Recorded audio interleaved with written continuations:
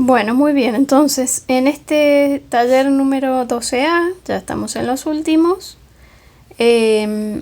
vamos a seguir con las ecuaciones diferenciales ordinarias de segundo orden. En este caso empezamos trabajando con homogéneas, ¿cierto? Y un tipo especial que se llama a coeficientes constantes, ¿sí? Es decir que es ordinaria porque tenemos derivadas totales, ¿sí? Homogénea porque está igualada a cero, ¿sí? Igual, a ver, tengan en cuenta que, por ejemplo, si yo esta ecuación misma la planteo como a por y segunda igual a b por y prima, eso no significa que no sea homogénea, ¿está bien? Si está el término que tiene la derivada segunda, el que tiene la derivada primera y el que tiene la función y todo eso, ¿cierto? Está igualado a cero, ahí decimos que es homogénea. En este caso, si la tengo de esta manera, ¿qué tendría que hacer? Bueno, paso el b por i y me quedaría igual a cero y también es homogénea. ¿Se entiende? Es decir que esto puede estar igualado a cero o igualado a una función de x, ¿sí? De la misma variable independiente. ¿Estamos? Muy bien. Dicho esto, vamos a ver entonces cómo resolver este tipo de ecuaciones diferenciales mediante un método que se llama el método de la ecuación característica. Recuerden que nosotros en el taller anterior estuvimos viendo métodos de reducción de orden que nos servían en particular para ecuaciones diferenciales ordinarias de segundo orden cuando la variable dependiente está ausente, es decir, este término no está, o conocida una solución, es decir, necesitábamos conocer una solución para hallar una segunda solución. Así es que bueno, en este caso vamos a ver un método, si nosotros no tenemos ninguna solución, que podemos aplicar siempre y cuando los coeficientes de la ecuación, ¿cierto?, sean constantes. O sea, en este caso a, b y c, a, b y c son números, son escalares, digamos, son números reales, ¿sí? Y además, recuerden que para que sea de segundo orden, a tiene que ser distinto de 0. B y C pueden ser 0 o uno de ellos puede ser 0. Muy bien, entonces, ¿qué planteamos para este método? Fíjense que como mi ecuación diferencial me está diciendo que tenemos un producto de un número, es decir, un múltiplo de una derivada segunda, ¿cierto?, más otro múltiplo de una derivada primera, más otro múltiplo de una derivada de una función, todo eso se me tiene que anular. Entonces uno inmediatamente piensa en qué función tiene la particularidad de que sus derivadas son múltiplos de sí misma, ¿cierto?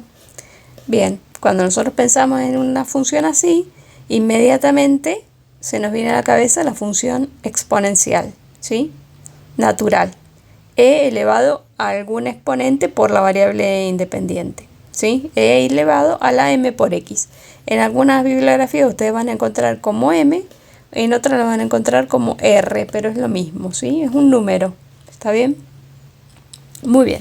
Entonces, si nosotros pensamos, bueno, si la solución de esta ecuación diferencial es una función de este tipo y igual a e a la m por x, es solución de esa ecuación, ¿sí? Bueno, entonces ella y sus derivadas primera y segunda, sustituidas en la ecuación, deben verificar la igualdad a 0. ¿Está bien? Recordemos para que siempre tengan presente qué implica resolver esto. Resolver, ¿sí? Es una ecuación porque está igualada, hay una igualación. ¿Quién es la incógnita acá? La y, encontrar la función y, ¿cierto? Eso es resolver. Ténganlo siempre presente. Cuando nosotros tenemos una ecuación diferencial, la idea es, bueno, resolverla. El método dependerá de cómo es y recuerden que muchas veces no se pueden resolver, pero esa es la idea. Ok, entonces, planteando que mi solución es igual a e a la m por x, derivo m por e a la m por x, la primera, vuelvo a derivar m cuadrado por e a la m por x, la segunda. Y entonces puedo sustituir estas tres expresiones en la ecuación diferencial, ¿cierto? Sabiendo que las satisfacen. Por lo tanto, entonces me va a quedar a por m al cuadrado por e a la m por x, más b por m por e a la m por x, más c por e a la m por x, igual a 0. Los tres términos de esta igualdad tienen e a la m por x. Así es que puedo sacarlo factor común. Y me va a quedar entonces a por m cuadrado más b por m más c igual a 0. ¿Sí? Como la exponencial nunca es 0, recuerden la forma que tiene una exponencial, siempre y cuando no esté trasladada, es creciente o decreciente, pero nunca toca al eje de las x. Nunca se hace 0. Entonces, esto sabemos que es distinto de 0. Por lo tanto, lo que tiene que ser 0 es la suma de los términos entre paréntesis am cuadrado más b por m más c igual a 0. Si nosotros comparamos esta ecuación con la ecuación original, tiene un formato muy parecido, con el coeficiente a que multiplica a la derivada de segundo orden, el lineal que multiplica a la derivada de primer orden y el independiente que multiplica a la y. ¿Sí? Es decir, el formato es exactamente igual. Vale decir que ahora nosotros vamos a resolver esta ecuación y a partir de ahí armar la solución. No es necesario que ustedes planteen todo esto cada vez que resuelven una ecuación de este tipo, porque pueden armar la ecuación característica directamente leyéndola de la ecuación diferencial. De acá ustedes dicen, listo, esto es a por m cuadrado más b por m más c igual a 0. Y ahí la resuelven. ¿Está bien? Muy bien. Ahora, por ser una ecuación de segundo grado, nosotros sabemos que tiene dos raíces que pueden ser de diferente tipo, ¿sí? Pero son dos, siempre son dos, ¿sí? Entonces, con dos raíces eso me va a permitir armar dos soluciones. Voy a tener dos valores para m, ¿sí? Entonces, a partir de ahí puedo decir, bueno, muy bien, si m1 y m2 son las soluciones de esa ecuación, entonces buenísimo, porque puedo decir que tengo una solución que va a ser e a la m1 por x y otra solución que va a ser e a la m2 por x. ¿Está bien? Recuerden que para poder formar un conjunto fundamental de soluciones tienen que ser linealmente independientes. Es decir, el cociente entre ambas me tiene que dar distinto de una constante. Si yo lo hago, ese cociente, m1 me quedaría acá. Aplico acá un cociente de potencia de igual base, me va a quedar, sacando factor común, m2 menos m1 por x. Esto es un número, ¿cierto? Bien, vamos a ver después los casos, pero vamos a suponer distintas, ¿cierto? Entonces esto me va a quedar una k, por lo tanto el cociente de las dos me da otra función, e a la k por x. Así es que son linealmente independientes, serían linealmente independientes. Y entonces puedo formar el conjunto fundamental de soluciones, bla, bla, bla. Bien, entonces me sirve esto de la ecuación característica porque me permitiría, ¿cierto? He tomado un caso particular, pero me permitiría plantear dos soluciones. Y este es el primer caso que hemos puesto acá, ¿sí? Recuerden las raíces de la ecuación auxiliar, las podemos encontrar con Bhaskara, como dicen ustedes, ¿sí? La ecuación resolvente. Eso igualmente repásenlo por las dudas, ¿sí? Cómo se encuentran las raíces. Pero bueno, con cualquier calculadora lo pueden hacer. Muy bien. Entonces, el caso que nosotros vimos recién era que discriminante que le llamamos a este b cuadrado menos 4ac me dé un número positivo, entonces voy a tener menos b más la raíz de ese número dividido 2 por a me da un m1 y menos b menos la raíz de ese número dividido 2a me da m2, ¿sí? Ambas reales, ¿está bien?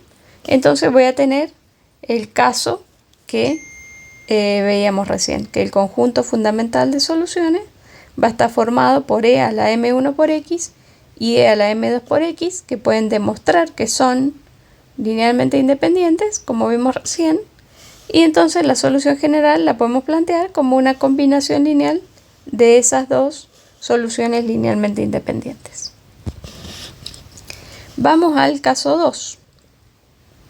Tengo que el discriminante me da 0. Entonces, menos b más 0 o menos 0 es exactamente lo mismo, por lo tanto tengo dos raíces, pero son iguales, ¿sí? Entonces, ¿qué va a pasar en este caso? No voy a poder plantear dos soluciones, tengo solamente una, ¿sí? Ahora bien, nosotros conocíamos un método para encontrar otra solución de la ecuación conocida a una solución, ¿sí? Entonces podemos utilizar ese método que ya habíamos aprendido para encontrar otra solución, ¿sí? Yo acá lo he desarrollado con un ejemplo, ¿sí? Una ecuación diferencial en donde m me da una, o sea, me dan dos raíces, pero son iguales, me da 1. Entonces planteo que la I2 es e a la m por x, en este caso sería e a la 1 por x por u, ¿sí? Y bueno, ustedes habían aplicado una formulita para darlo, yo acá lo he hecho de la forma larga, derivo, vuelvo a derivar, reemplazo en la ecuación. Vamos a llegar siempre a que la derivada segunda, porque me queda solo este término, e a la x por u segunda. Los demás todos se cancelan entre sí, entonces me quedaría que esto es 0. E a la x por u segunda es 0. Como e a la x no es 0, entonces tiene que ser que la derivada segunda es 0. Por lo tanto, eso implica que la primera es una constante y que la original es una constante por x, ¿sí? No he sumado acá constantes, porque recuerden que en estos casos no sumamos todavía constantes, ¿cierto? Y es más, a la constante esta acá le vamos a dar el valor 1, de manera tal que la u que yo estoy buscando es igual a x, y esto nos va a quedar siempre igual. Así es que ustedes no es necesario que esto lo resuelvan cada vez, porque van a llegar siempre a lo mismo, ¿sí? Por lo tanto, la I2 que yo estoy buscando es la e a la x original que tenía, ¿sí? Multiplicada por x. Siempre nos va a quedar eso.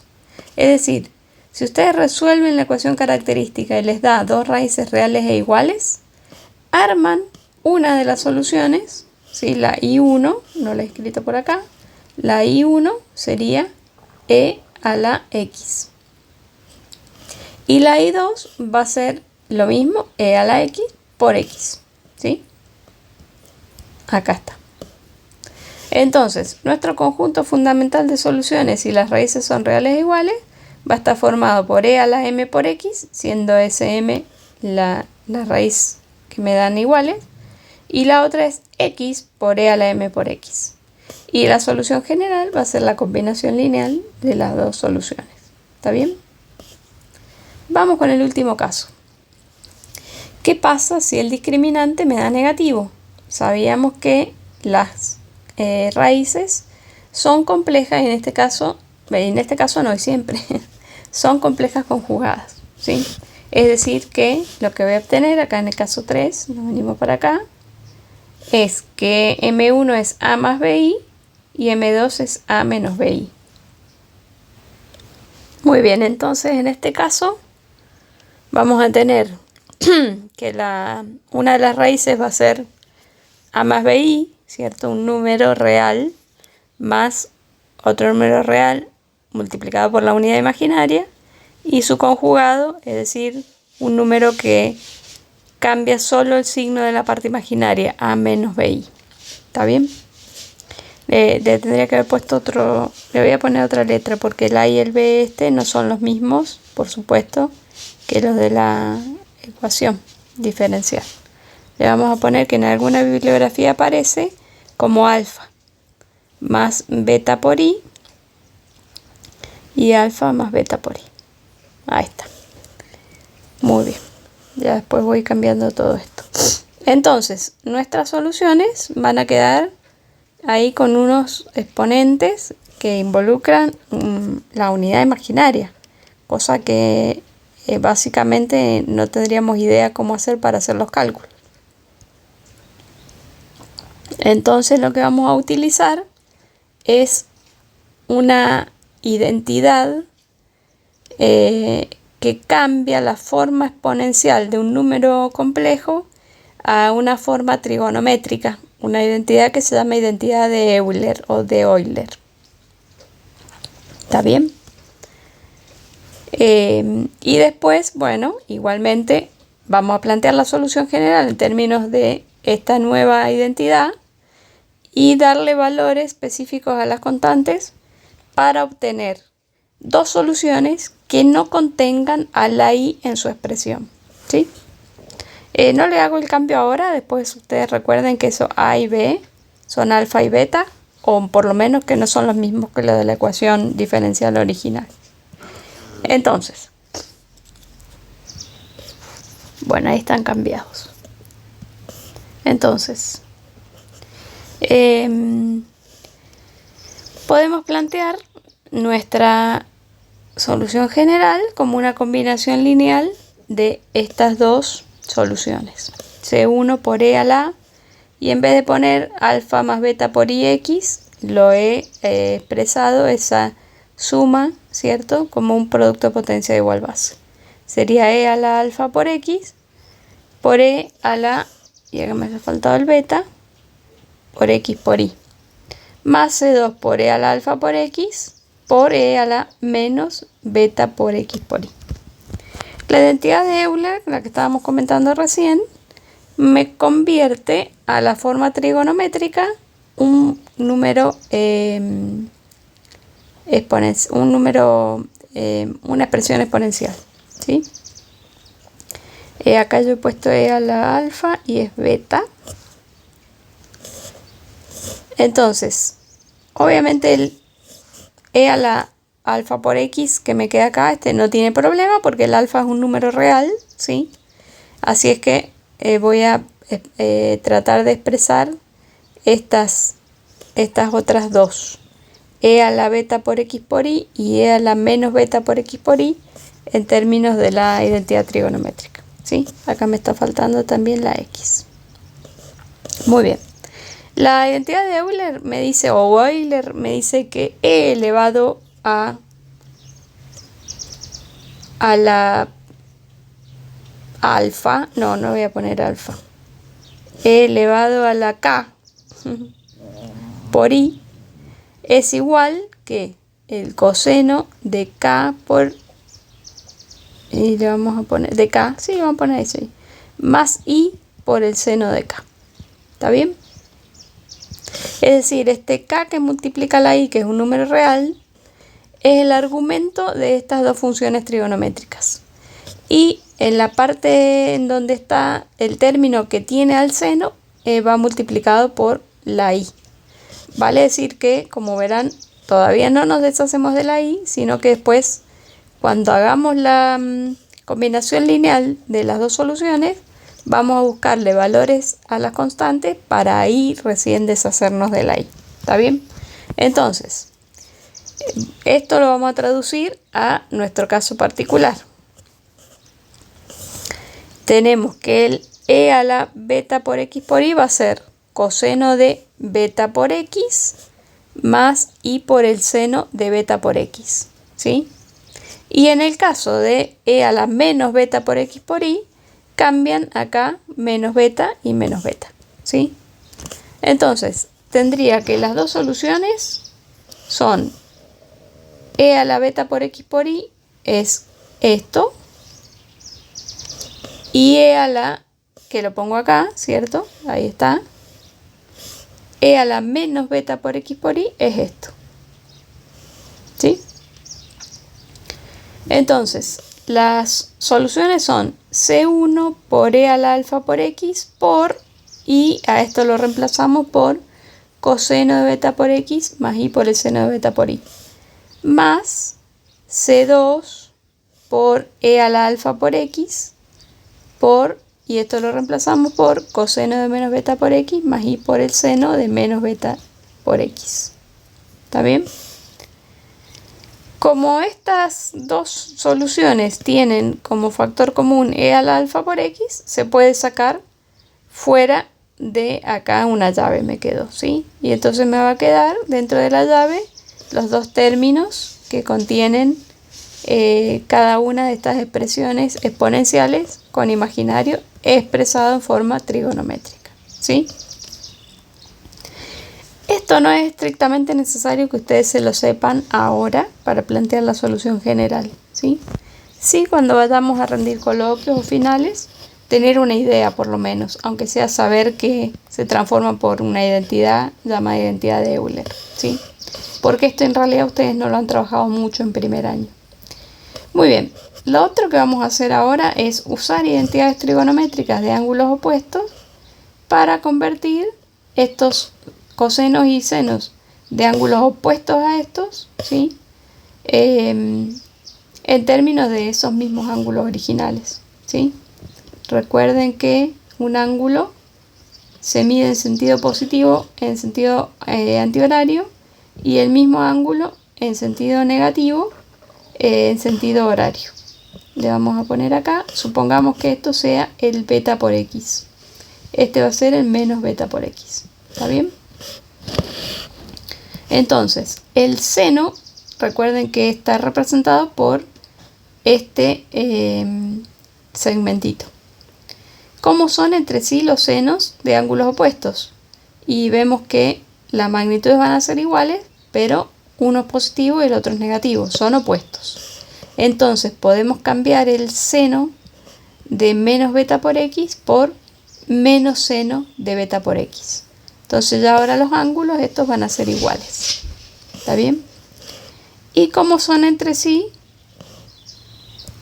los cosenos de esos ángulos? Son iguales. Están representados por este segmentito, son iguales. Coseno de menos beta por x lo puedo reemplazar directamente por coseno de beta por x. Entonces ahora sí ya me quedan estos dos angulitos o estas dos funciones en términos de las mismas que estas. Y después entonces cuestión de sacar factor común con los cosenos de beta por x. Voy a tener que suman C1 y C2 multiplicando al coseno de beta por x, y los senos de beta por x multiplicado por y, ¿cierto? Me van a quedar en realidad restando C2 menos C1. Entonces me queda esta expresión. Ahora entonces, ¿qué pasa? Yo necesito encontrar, recuerden, dos soluciones particulares y después hacer la combinación lineal de ellas para tener mi solución general. Entonces, no es ahora en donde yo voy a obtener la solución general con estos C1 y C2. ¿Por qué? Porque está ahí todavía en el medio. Entonces, lo que vamos a hacer es darle valores apropiados a las constantes C1 y C2 para llegar a obtener dos soluciones particulares que no tengan la y entonces ahí recién pensar en combinarlas linealmente por el principio de superposición para hallar mi solución general con algo que no tenga a esta y molesta. Entonces, ¿qué digo? Bueno, ¿qué pasa si a C1 y C2 le doy el mismo valor y les doy un medio? Igual le podría dar cualquier valor, pero les doy un medio. Que sean iguales es lo importante, porque ¿qué pasa? Si son iguales, se me cancelan esta diferencia y entonces este término desaparece todo. ¿Y qué me queda? Me va a quedar e a la alfa por x por el coseno de beta por x, y no sé por qué puse este 2. Ahí está. Esa sería una solución particular, ¿sí? Muy bien. Ahora, le voy a dar un valor apropiado para que estos se cancelen, pero a la vez desaparezca la i. Entonces, si a C1 le doy el valor 1 sobre 2i y a C2 menos 1 sobre 2i, ¿sí? ¿Qué va a pasar? Acá se van a cancelar 1 sobre 2i menos 1 sobre 2i, se cancelan, así es que este término desaparece. Y acá me va a quedar, lo voy a ir escribiendo acá primero, me va a quedar, voy a poner la i2 igual a i por C2, dijimos que era menos 1 sobre 2i. Y menos C1 menos 1 sobre 2i. Por el seno de beta por x. Menos 1 sobre 2i menos 1 sobre 2i es menos 2 sobre 2, es decir, menos 1i. Entonces esto me queda i por menos 1 sobre i. ¿Está bien? Por el seno de beta por x. Las i las puedo simplificar y en definitiva entonces me queda menos seno de beta por x.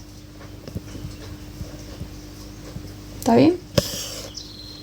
Bueno, y me estaba olvidando el e a la alfa por x que estaba por acá, pero lo importante es que me queda que i2 es e a la alfa por x por el seno de beta por x, y me olvido del menos porque recuerden que después voy a hacer combinación lineal, así que da lo mismo que lo haga con seno que con menos seno.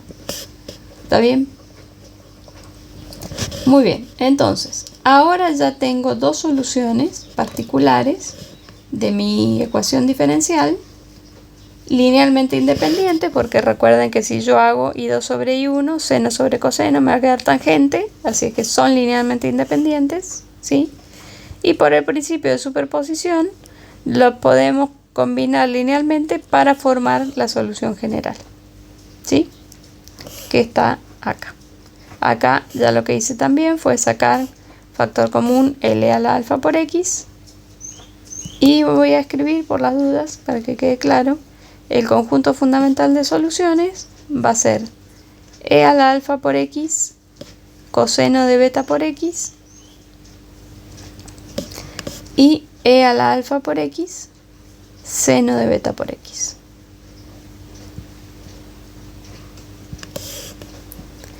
Y ahí está. Ya hablamos enseguida de la solución alternativa. Quería entonces resumir en que, digamos, de todo este enredo, ¿qué tienen que tener claro ustedes? Tienen que tener claro que si me plantean una ecuación diferencial de este tipo, muy bien, tenemos una ecuación diferencial que yo digo, muy bien, esta es una ecuación diferencial ordinaria de segundo orden con coeficientes constantes, acá sería 1, 1, menos 2, y homogénea porque está igualada a 0. Por lo tanto, voy a aplicar el método de la ecuación característica para resolverlo, ¿sí? Ya sé que mi conjunto fundamental de soluciones va a tener una forma que depende de las raíces, así que sé que son dos funciones linealmente independientes, ¿sí? Pero bueno, como depende el tipo de raíces, no voy a escribir nada por ahora. Necesito saber las raíces de la ecuación característica, así es que lo primero que hago es planteamos la ecuación característica o auxiliar.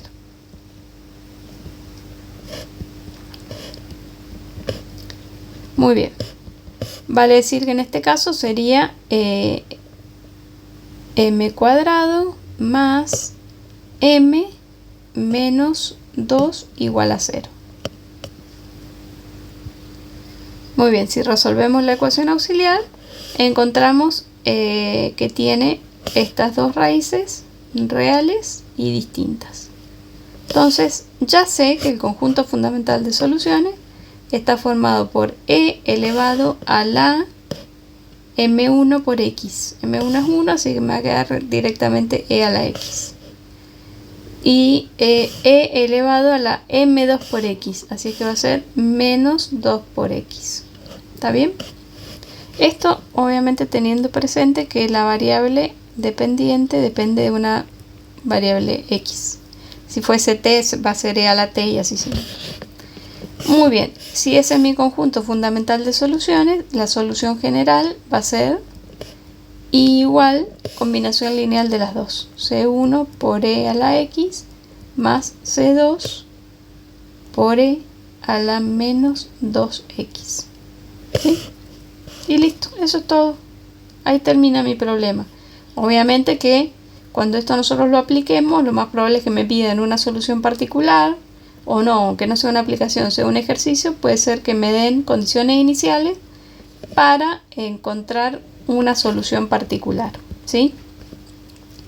Cuando me dan condiciones iniciales, ¿sí? Necesitamos condiciones iniciales. Como tenemos dos constantes, las condiciones iniciales van a ser siempre dos. Una que me va a dar la función, la y, en algún punto, por ejemplo, puede ser en 0, pero podría ser en cualquiera. Si me dicen y de 0 es igual a 1. Y me van a dar la y' en 0 igual a, no sé, menos 2. Entonces, ¿qué tengo que hacer? Esto que me da acá es la y. ¿Cómo obtengo la y'? La derivo, ¿sí? Entonces, voy a necesitar plantear para encontrar C1 y C2 dos ecuaciones. Un sistema de ecuaciones va a ser en definitiva, ¿sí? Entonces, bueno, rápidamente, ¿qué hacemos? Para la primera condición, uso la solución. Si me dice que y de 0 vale 1, entonces y va a valer 1 cuando x valga 0. E elevado a 0 es 1. Así que esto va a ser C1. Y acá también me va a quedar más C2. Esto me queda una ecuación. Con la segunda condición voy a hacer lo mismo, pero necesito la derivada. Así es que derivo la solución general, la y' de x. ¿Qué me va a quedar? C1 por e a la x menos 2 por C2 por e a la menos 2x. Esa es la derivada primera.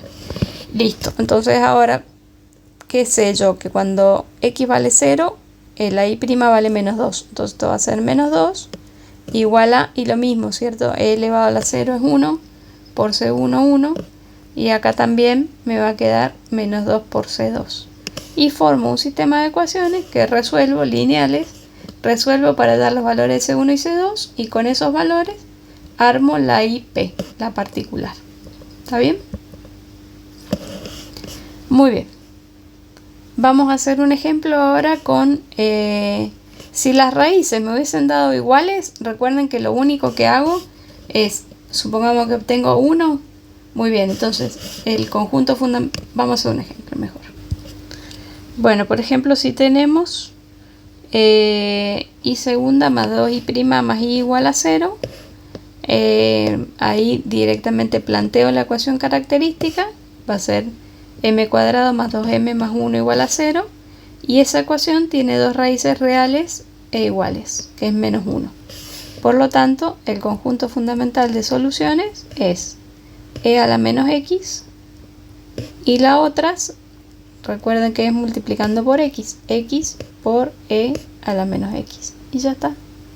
Y la solución general, entonces, ¿cómo la armamos? Y combinación lineal de las dos, C1 por e a la menos x más C2 por x por e a la menos x, y ya está. Después también puedo hallar soluciones particulares con condiciones iniciales de la misma manera que lo vimos recién en el ejemplo, ¿sí? Aquí ahí quedó terminado, se los dice. Y vamos al tercer caso entonces. Muy bien, acá en este último caso entonces tenemos ecuación diferencial ordinaria de segundo orden con coeficientes constantes.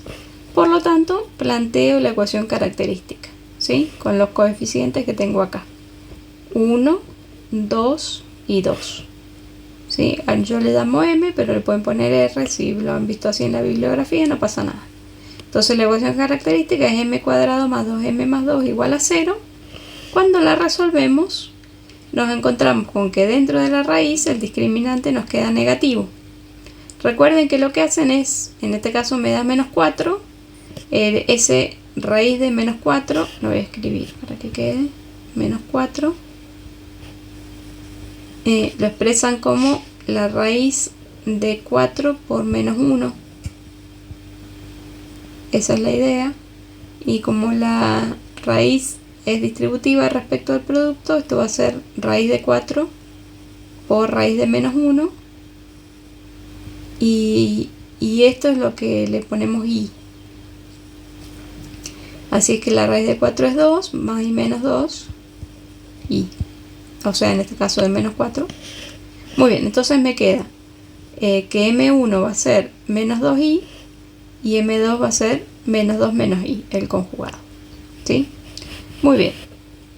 Sabido eso, entonces, ¿cómo planteamos el conjunto fundamental de soluciones? Tenemos que es... Recuerden que la parte real del número es el exponente de la exponencial. Y la parte imaginaria, que en este caso es 1, recuerden que la i después no la usamos, ¿sí? Va a ser el argumento junto con x, con la variable, dentro de las trigonométricas. Entonces, tengo un producto, una exponencial, por un seno y por un coseno.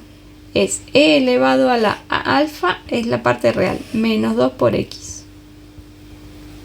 Por el coseno de el producto de la parte imaginaria, pero no el i, recuerden, solamente el número, que es 1 en este caso.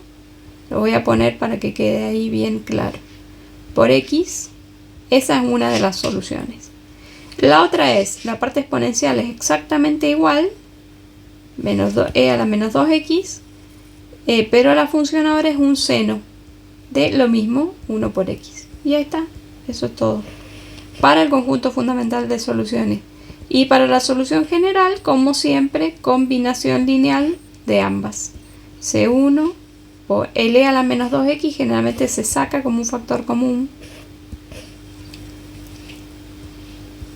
porque es igual para los dos, por C1 por el coseno de x más C2 por el seno de x.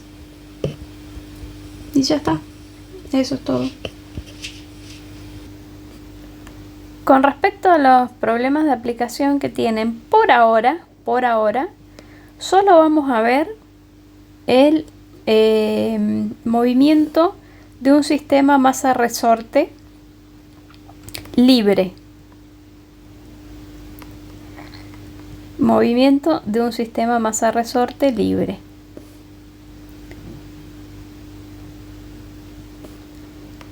Que resulta ser un movimiento armónico simple, algo que ustedes han estudiado en física, ¿sí?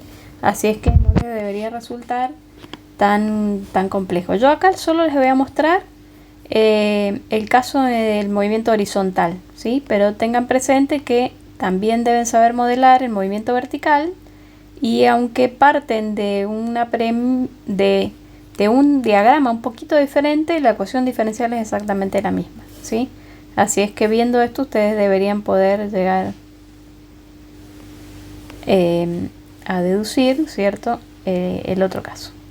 Entonces tenemos una masa que le vamos a poner m con un resorte que tiene una constante de fuerza k.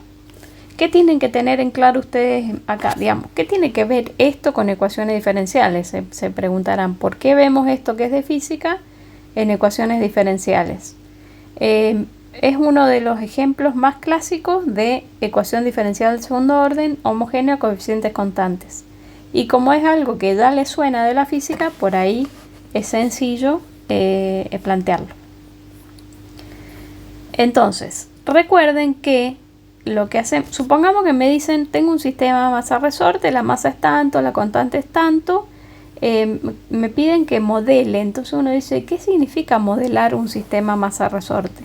Bueno, cuando uno aplica una fuerza, el sistema se empieza a mover, y al estar libre ese movimiento es infinito. No hay disipación de energía, así que esto se movería idealmente hasta el infinito, ¿sí? De la misma manera, además, Entonces quisiera saber, por ejemplo, qué lugar está esa masa en algún tiempo determinado. Es decir, que en definitiva lo que me están pidiendo es que encuentre la ecuación de posición de esa masa, ¿sí? Y bueno, de paso también velocidad de aceleración.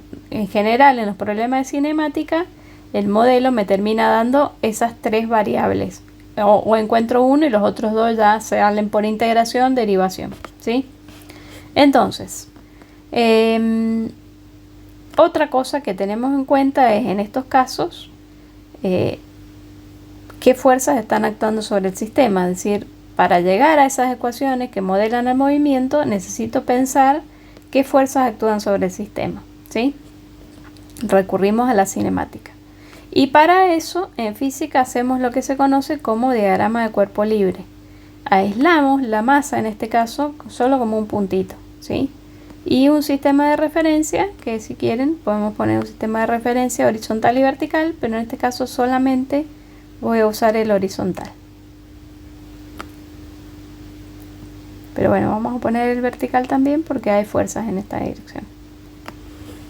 En el caso que ustedes después desarrollen el del movimiento vertical, solamente necesitan un eje vertical. Muy bien, ¿qué fuerzas están actuando ahí sobre esa masa? Y bueno, su peso, ¿cierto? M por G, en la dirección de vertical hacia abajo siempre. Como está apoyado sobre un plano horizontal, una reacción del piso que le llamamos normal. Y el resorte está tirando hacia atrás de esa masa, o podría ser empujando. Vamos a suponer que estamos en un momento en que hemos tirado el resorte y lo hemos soltado. Entonces la fuerza de restitución del resorte lo hace volver a su posición de equilibrio, ¿sí? Le vamos a poner FR. Muy bien. La suma de las fuerzas en I no me interesa mucho en este caso porque al no haber movimiento es igual a 0, ¿sí? Y la suma de las fuerzas en X es lo que me interesa, ¿sí? Porque hay una única fuerza no equilibrada y por lo tanto, al estar no equilibrada, ¿sí? Podemos pensar en la segunda ley de Newton.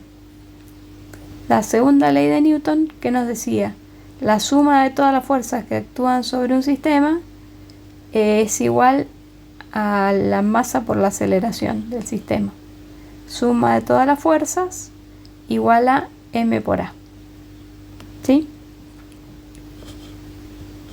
Otra de las leyes que nosotros tenemos en cuenta acá es la ley de Hooke, que es la que domina el movimiento de un resorte ideal, que nos dice que bueno, la fuerza de restitución que hace un resorte sobre un objeto, en este caso sería la masa m, es proporcional a la elongación con respecto a la posición de equilibrio, ¿sí?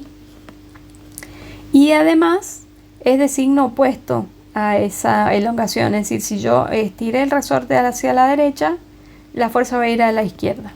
Entonces esto sería un menos K, que sería K la constante de proporcionalidad, que en este caso es la del resorte. Y le voy a llamar X a esa elongación respecto de la posición de equilibrio, ¿sí? X. Es decir, que esa fuerza de restitución depende de esa posición, porque esta X a su vez depende de T. Nuestra variable dependiente ahora va a ser X, porque me estoy moviendo en un eje X. Y la independiente es T. Muy bien, entonces, cuando nosotros planteamos lo que nos dice la segunda ley de Newton, nos dicen que la masa por la aceleración del sistema es igual a menos K por X. Y por ahí X de T, ¿cierto? Porque bueno, al ir cambiando la X, obviamente la aceleración también va a ir cambiando, ¿sí? ¿Qué relación tiene esto con ecuaciones diferenciales? Y acá es donde ustedes tienen que acordarse de lo que han visto en física y en matemática, ¿cierto? Y lo hemos usado ya también este año, es que la aceleración es la derivada primera de la velocidad, la v', o la derivada segunda de la posición, la x segunda. Entonces puedo reemplazar la a por x segunda de t. ¿Sí?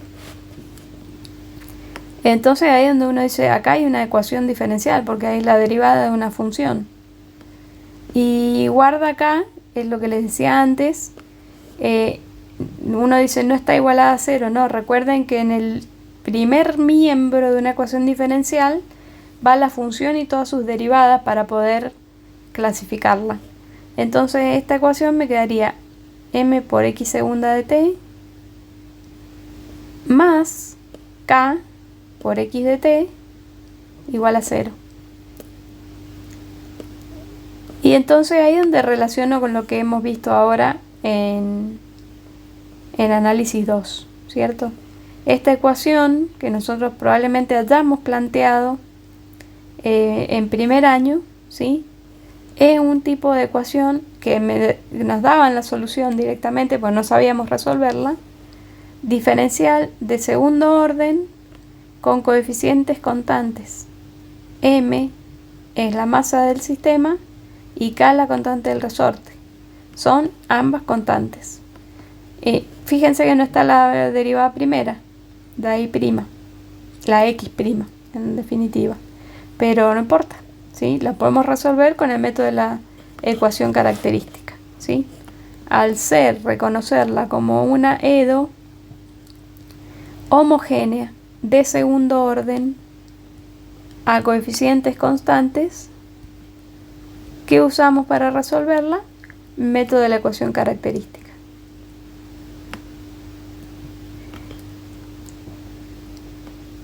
Vamos a ver que siempre va a ser uno de los casos de los que hemos estudiado ahora teóricamente, va a ser uno de esos tres, ¿sí? Planteo la ecuación característica. Yo le había puesto m, le voy a poner r ahora sí. M por r cuadrado más k por r. No, perdón, más k. No está la derivada primera. Igual a 0. Por lo tanto, las raíces de esta ecuación, disculpen si los confundo con el cambio de m a r, pero bueno, si no a la masa le pongo una m grande. Va a ser entonces menos b, que no hay, más menos la raíz cuadrada de b al cuadrado, que es k, menos 4 por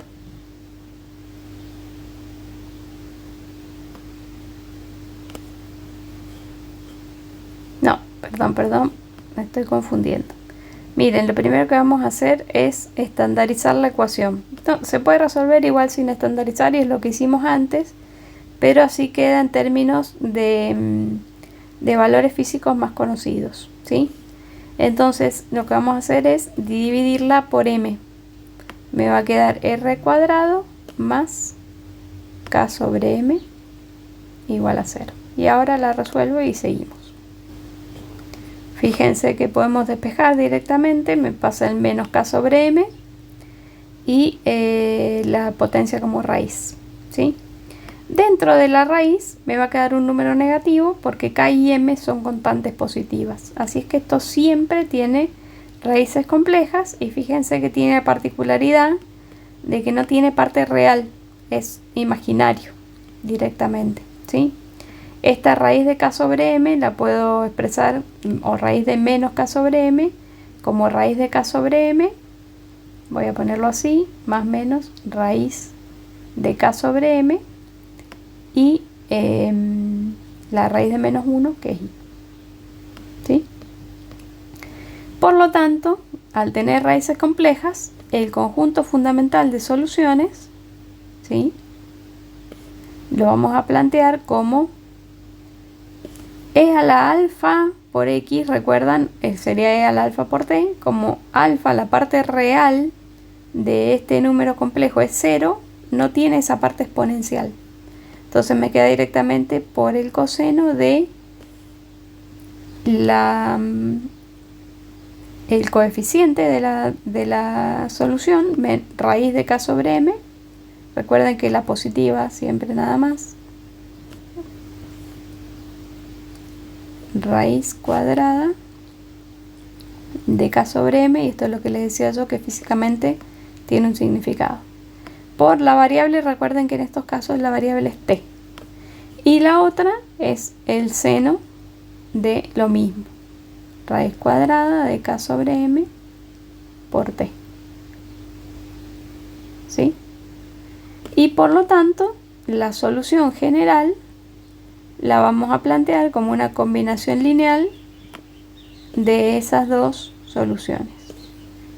C1 por el coseno de raíz de K sobre M. Vamos a poner acá entonces que es la raíz de K sobre M. Resulta ser la frecuencia angular del movimiento, el omega. ¿Sí? La frecuencia, en definitiva, la cantidad de radianes por segundo que hay en un ciclo, digamos. La cantidad de radianes que hay en un ciclo. Ahí está. No está expresada en ciclos por segundo, sí, porque no está expresada en esa unidad en particular, sino está en radianes. Tiene que estar en radianes para que sea válido esto. Si a mí me dan la frecuencia F, ¿sí? Esta va a estar expresada en ciclos por segundo, que en física por ahí aparece más. Bueno, tenemos que convertirla a radianes, ¿sí? Recordando que para convertir a radianes un ciclo son 2pi. Entonces el omega, va a ser la frecuencia multiplicada por 2pi. ¿Sí? Tiene que estar en radianes por segundo, o cualquier unidad de tiempo, pero en radianes. Entonces acá me queda por el coseno de ese omega por t más C2 por el seno de omega por t. La solución general. Ahora bien, nosotros en física utilizamos una solución para este caso de la ecuación de posición que tenía una sola función trigonométrica, es decir, que entonces tenemos una solución alternativa que se llama, que es que además me permite identificar cuál es la amplitud del movimiento. Hasta acá ahora sí identificamos cuál es la frecuencia angular del movimiento, que si les pide la frecuencia en ciclos, ¿sí? Ya saben cómo pasar de una a la otra, ¿sí? El periodo es la inversa de la frecuencia, periodo del movimiento es la inversa de la frecuencia, y la amplitud del movimiento va a salir de esta solución alternativa. ¿En qué vamos a pensar? Vamos a pensar que hay como una relación entre el movimiento circular y el movimiento armónico, ¿sí? Vamos a pensar que esto es la amplitud del movimiento, A. Y esto, que forman el triángulo rectángulo junto con A, son las constantes C1 y C2. Y el angulito. Cuando este radio vector, vamos a poner, ha girado un ángulo de omega por t, C1 y C2 van cambiando, pero la amplitud es siempre la misma, ¿sí? Entonces, ¿qué relación hay entre A, C1, C2 y este omega por t también? Bueno, tenemos que A lo podemos hallar. Bien, me falta un pasito previo. La solución alternativa es también con dos constantes. Una es la amplitud y otra se llama desfasaje. Por el seno puede ser coseno también, pero me parece que en la bibliografía está más seno que coseno. De omega por t más, y acá aparece algo que se llama desfasaje. Es decir, en definitiva, podemos transformar la suma de dos trigonométricas en una única trigonométrica, teniendo en cuenta un desfasaje, y por supuesto que esa C1 y C2 van a conformar una única A, donde A entonces la amplitud del movimiento. Entonces ahí tengo otra de las características del movimiento armónico simple, ¿sí? Muy bien, entonces, esa A es, si ustedes se hacen este esquemita, como he hecho yo acá a la derecha, la raíz cuadrada de C1 al cuadrado más C2 al cuadrado. Vale decir que sí o sí necesitan plantear la solución particular a la solución al problema de valor inicial usando esta solución y calculando C1 y C2 para pasarlo a la alternativa, ¿sí? Y el ángulo de desfasaje, phi, podemos hallarlo a través de la tangente de ese ángulo, porque va a ser la relación entre C1 y C2, C1 sobre C2, y de ahí sale phi. Y planteamos la solución alternativa, entonces vamos a tener desfasaje y amplitud del movimiento. Y con eso, fíjense que simplemente es plantear, sí, conocer esta parte física, ¿sí? Ustedes tienen que saber plantear el diagrama de cuerpo libre, el esquemita, háganlo lo mismo para el movimiento vertical, las fuerzas que actúan sobre el sistema, las leyes involucradas, que hasta ahora tenemos Hooke y obviamente segunda ley de Newton, ¿sí? Entonces, a partir de eso, el diagrama de cuerpo libre lo traducimos a la ecuación que representa ese diagrama matemática, y la aceleración la tenemos en cuenta que como cinemáticamente como la derivada segunda de la posición. Por lo tanto, entonces, igualándola a cero esa expresión, reconozco una ecuación diferencial ordinaria de segundo orden a coeficientes constantes, por lo tanto se puede resolver con el método de la ecuación característica. Planteo la ecuación característica, la resuelvo, en estos casos me va a dar siempre soluciones complejas que en realidad son imaginarias puras porque la parte real vale 0. Y entonces en base a eso ya sé que mi conjunto fundamental de soluciones está formada por esas dos funciones trigonométricas y la solución general como combinación lineal de las mismas. Luego en la solución alternativa, una vez que nosotros encontramos C1 y C2, puedo hallar la amplitud del movimiento, que es una de las características que me estaría faltando, y el desfasaje teniendo en cuenta este esquemita para hallar A y el desfasaje.